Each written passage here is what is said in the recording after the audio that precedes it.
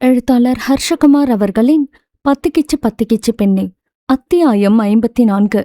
இங்கு தருணை அவனது தந்தை மோசமாக திட்டி தீர்த்தார். உன்னை செல்லம் கொடுத்து வளர்த்தது எவ்வளவு பெரிய தப்புன்னு இப்பதான் புரியுது. நீ ஒருத்த பண்ற தப்பால நானும் உங்க அம்மாவும் எந்த அளவுக்கு பாதிக்கப்படுவோன்னு நினைச்சு பாத்தியா? நான் இத்தனை வருஷம் கட்டி காப்பாத்தின இந்த காலேஜ், என் பேர் எல்லாமே போயிரும். எதுக்குடா அப்படி பண்ண சொல்லுடா என கன்னத்தில் 4 அறை அறைய விக்ரமன் அந்த வீடு முழுக்க சோதனையில் ஈடுபட்டான். அங்கிருந்த அறையில் ஆடலின் ஹேண்ட்பேக்கும் செல்போனும் இருந்ததை எடுத்து பத்திரப்படுத்தி கொண்டான். மற்றொரு அறைக்கு செல்ல அங்கு ஒரு பெண் அறை நிர்வாணமாக அழுது கொண்டு இருந்தாள்.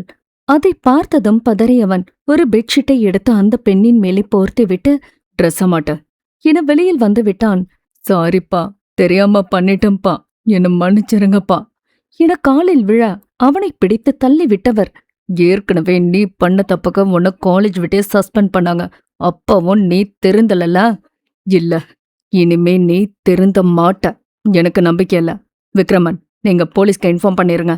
அவங்க வந்து இவனையும் இவன் ஃப்ரெண்ட்ஸையும் அள்ளிட்டு போகட்டும். நான் இவன் எனக்கு பிள்ளையே இல்லைன்னு எழுதி கொடுத்துடுறேன். என் சொத்துல உனக்கு ஒரு நயா பைசா கூட கிடைக்காத அளவுக்கு பண்ணிருவேன். உடனே கால் பண்ணுங்க என்றதும் விக்ரமன் போனை எடுத்து டயல் செய்ய தருண் அவன் அப்பா காலில் விழுந்து கதற ஆரம்பித்து விட்டான். அப்பா ப்ளீஸ்பா, தெரியாம பண்ணிட்டேன்ப்பா. அன்னைக்கு இந்த சிவா, யாழினி, ஆடல் 3 பேரும் சேர்ந்து அடிச்சு அசிங்கப்படுத்திட்டாங்க. அதை என்னால தாங்க முடியலப்பா. அந்த கோவத்துல அவங்கள பழிவாங்க இப்படி பண்ணிட்டேன். இனிமே இந்த தப்ப செய்ய மாட்டாப்பா. ஒரு தடவை விட்டுருப்பா என கதற விக்ரமன் சேர்மனிடம், சார், இந்த ஒரு முறை மன்னிச்சு விட்டுருங்க. அதுவும் இல்லாம இங்க போதைப்பொருள் யூஸ் பண்ணதுக்கான தடம் நிறைய இருக்கு என ஓரிடத்தை காட்ட, இப்ப விஷயம் லீக் ஆச்சுன்னா நம்ம காலேஜை இழுத்து மூடுறதுக்கான நிலைமை வரலாம்.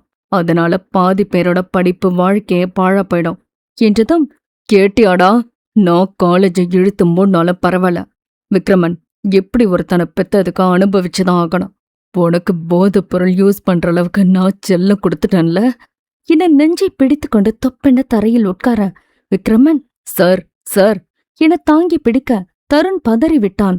அப்பா, எனக்கு இந்த போதைப் பொருளுக்கு சம்மந்தம் இல்லப்பா, சத்தியமா சொல்றேன். இது அந்த அசோக் வேலையா இருக்கும்பா. அவனுக்கு ஆடல் அரிசி மேல ஒரு கண்ணு. எப்படியாச்சும் அவளுக்கு அந்த போதை மருந்து கொடுத்து அவளை மயக்க பார்த்தான். இதெல்லாம் அவன் ஏற்பாடுப்பா, என்ன நம்புங்கப்பா என்றதும் விக்ரமனால் அங்கு நிற்க முடியவில்லை.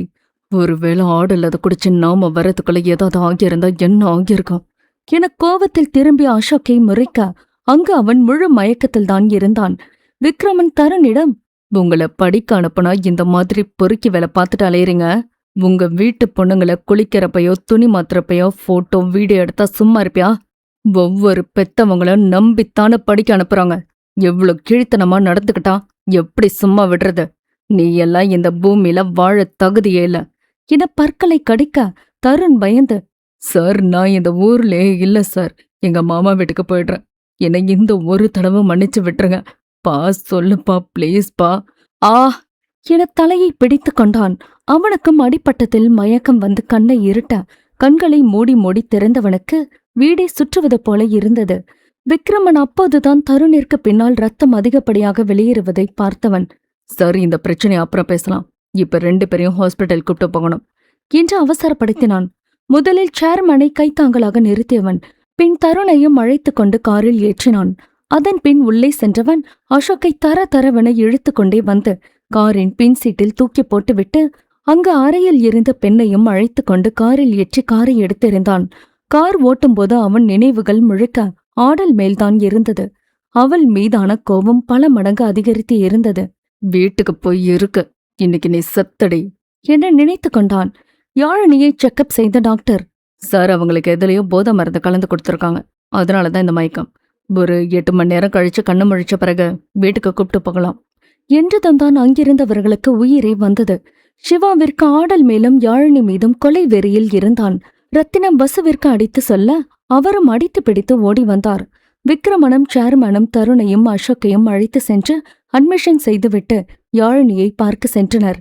அங்கு ரத்தினத்தை பார்த்து விசாரித்துவிட்டு அடுத்து என்ன நடவடிக்கை எடுக்கலாம் என மூவரும் சேர்ந்து பேசிக்கொண்டு இருக்க, இங்கு ஆடல் சிவாவின் தோளில் கை வைக்க சிவா அவளின் கையை தட்டிவிட்டபடியே இருந்தான்.